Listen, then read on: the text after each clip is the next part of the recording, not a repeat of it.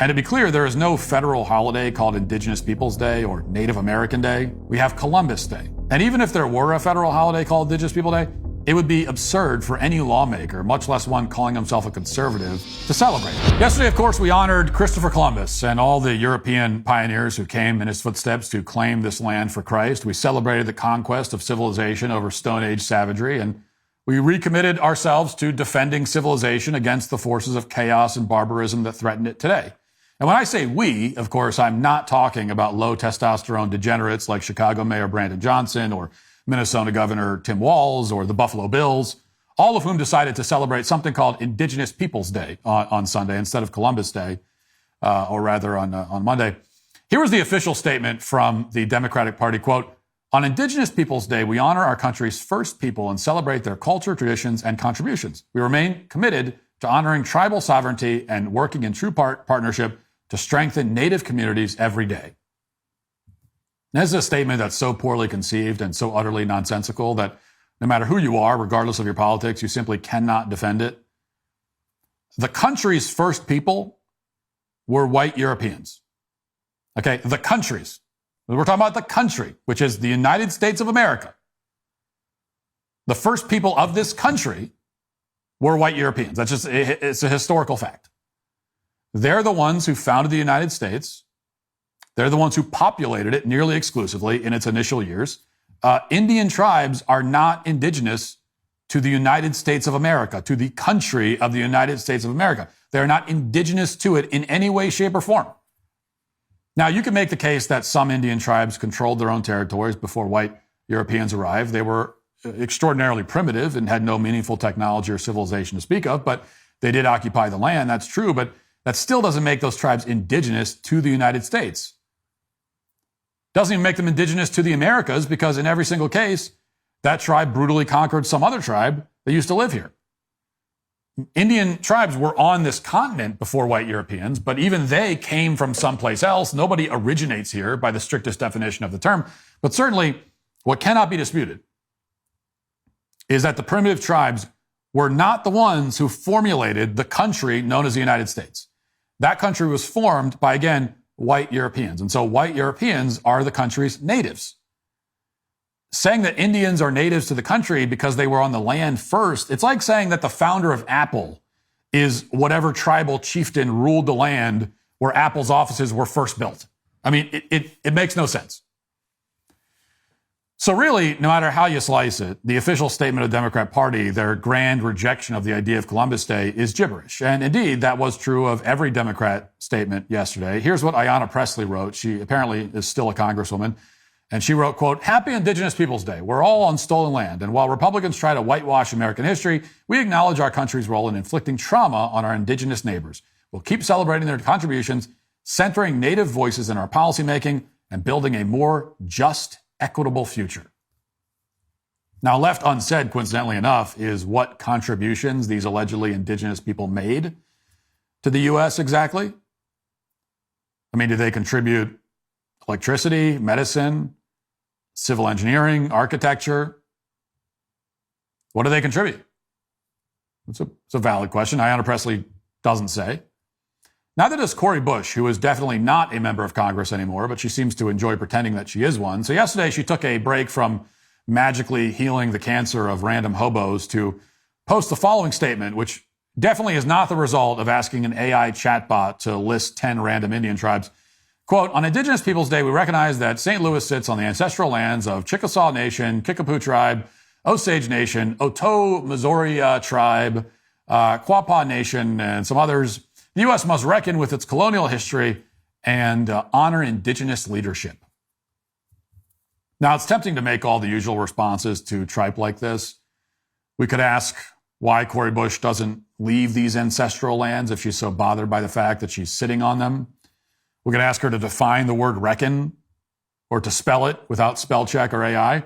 But really, it's not worth the effort because this is what you expect from Cori Bush and Ayanna Pressley and the Democrat Party. And, you know, by now we're all used to the fact that these people, along with the Buffalo Bills, despise this country and want to destroy Western civilization, which is why they want to tear down the great men who created it. None of that is remotely surprising. Cold weather will be here before you know it, and here's something most families don't think about. When the power goes out, During a cold snap, there's no way to stay warm. The furnace stops running, electric heaters are useless, and suddenly everyone's left hoping power comes back on. In the severe cold, it's actually a dangerous situation. Most homes are completely dependent on the electrical grid for heat. When that grid fails, whether from winter storms, ice damage, or rolling blackouts, families are left vulnerable. That's where the Vesta off-grid space heater from My Patriot Supply comes in. It's a space heater that doesn't need electricity. It runs on canned heat, an indoor-safe fuel. Keep one tucked away in the closet, and there's reliable warmth available no matter what happens to the grid. Plus, it doubles as a stove for boiling water or cooking food during an outage. I think it's a staple to have for anyone who wants to be prepared and ensure that your family is taken care of when the weather is raging. Best part, right now, you can get a Vesta along with other free gifts when ordering the Winter Prep Special from My Patriot Supply. And now's the time to do it before the cold weather kicks in. It's worth having that peace of mind before the winter weather arrives. Just go to mypatriotsupply.com/Walsh to see everything that's included. This offer won't last long, and neither will this nice fall weather. So go to mypatriotsupply.com/Walsh today. That's mypatriotsupply.com/Walsh. But there was at least one statement from yesterday that, to many conservatives who still trust the establishment for some reason, was somewhat surprising. This was the statement from John Thune, who's the Senate Majority Leader. So we're talking about a Republican, not just any Republican, but the highest-ranking Republican in the Senate. He replaced Mitch McConnell last year, and here's what John Thune wrote, quote, "Today we celebrate Native American Day. I'm proud to join South Dakotans in honoring the heritage and contributions of the Lakota, Dakota, and Nakota people." Now, this is a statement that's completely indistinguishable from the bitter, unhinged, anti-American ramblings of complete morons like Cori Bush or Ayanna Pressley. There's no daylight here whatsoever. And to be clear, there is no federal holiday called Indigenous Peoples Day or Native American Day. We have Columbus Day. And even if there were a federal holiday called Indigenous People Day, it would be absurd for any lawmaker, much less one calling himself a conservative, and much less the conservative leader in the Senate, to celebrate it. The so-called native people were living about 5,000 years behind the Western world. They did not and could not contribute very much because they hadn't even invented the wheel or written language. I mean, the Europeans contributed much more to them than the other way around. I mean, it's like if an advanced species of alien were to land on our planet from another galaxy. The very fact that they made it to us instead of us making it to them already means that they are light years beyond us in nearly every possible respect. Now, we'll be able to contribute to their anthropological understanding of the earth. We'll be able to enlighten them about our own specific way of life, which they didn't know about. But we're not going to be able to astonish them with our innovations. We will be the astonished ones. Okay? We will learn much more from them than they learn from us. Now, maybe we'll learn a lot from them and then we'll be conquered by this advanced, species of alien that have come. But there's no question about what direction most of the learning is happening. Okay. And that's why today is Columbus Day. And Native American Day or Indigenous People Day is nonsense. These people were primitive in no uncertain terms, which is why it's absurd to glorify them. We can be interested in them. We can respect them. We should. And we should be. It's interesting. It's very interesting to learn about Native American history. I'm fascinated by it personally. But to elevate, to glorify primitive Stone Age cultures that often engaged in cannibalism and human sacrifice and all manner of savagery, is just absurd. And 5 years ago, during the BLM hysteria, a majority of congressional Republicans signed on to the Juneteenth nonsense. That was the moment when it became clear to many conservatives that the Republican Party, is in trouble. If it wasn't clear to them before, it was clear then. Republicans were surrendering in a very public fashion to moral panics that were engineered by the left. But we are past that point, or at least we should be. Republicans are winning in the culture for the first time in memory. The absolute worst thing we can do when we're ahead is to validate the most destructive and incoherent myths that have been invented out of whole cloth by the communist anti-American left. And make no mistake, This is a recent invention of the left. Go back and look up Bill Clinton's proclamation for Columbus Day in 2000. Okay, it's interesting to go back and look at this now. Here's what he said. Quote, while Christopher Columbus's epic voyage took place almost 3 centuries before the founding of our democracy, his journey helped shape our national experience and offers important lessons as we chart our own course for the 21st century.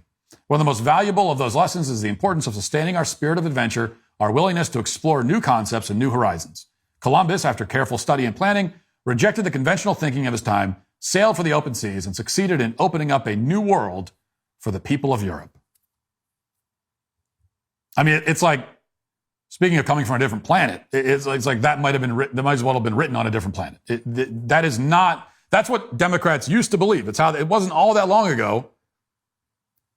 That was a whole statement about Columbus without even one sentence talking about our guilt or lamenting the evils of colonialism or any of that. It was just a statement saying Columbus was a great man.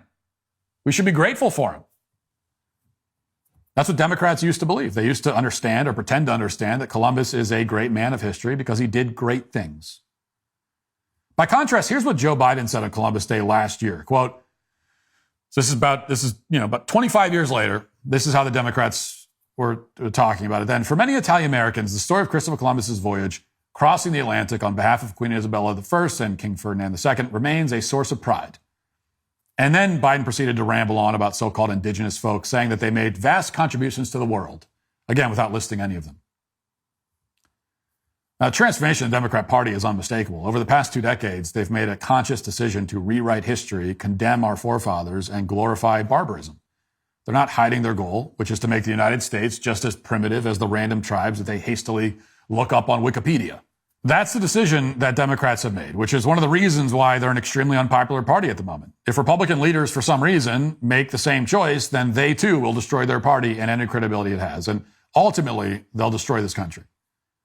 That's an outcome that no conservative and no reasonable person can tolerate. And that is why John Thune, who celebrated a fake Indigenous Peoples Day while ignoring Christopher Columbus, is today canceled. If you'd like to see what else I have to say, you can access my full show by going to dailywire.com or by going to the Matt Walsh Show Twitter page. Hope to see you there. Godspeed.